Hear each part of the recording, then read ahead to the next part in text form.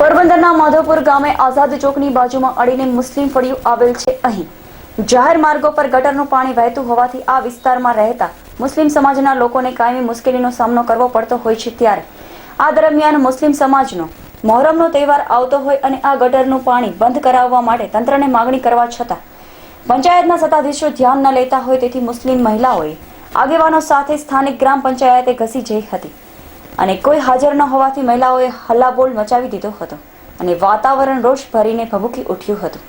અહેવાલ શાંતિલાલ મેવાડા, માધવપુર।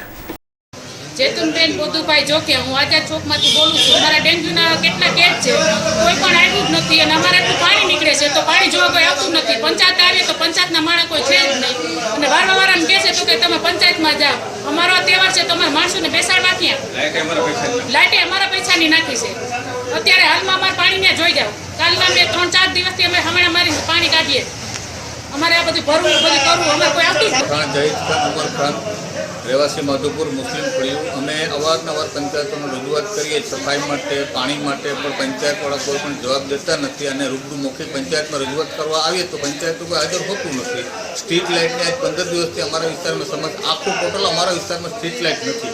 અમે અવારનવાર રજૂઆતો કરી છતાં પણ એમ કહે છે કે અમારી પાસે ગ્રાન્ટ નથી, ગ્રાન્ટ આવશે તો નાખશું। તો અત્યારે નોરતા હોય, અમારો મુસ્લિમનો તહેવાર મોહરમ હોય, અમારે અંધારામાં બેસવું, અમારે તહેવારો ઉજવવો કે ન ઉજવો અને પાણી માટે અત્યારે અમારા વિસ્તારની અંદર ઓછામાં ઓછા 10 થી 15 ડેન્ગ્યુના કેસ છે।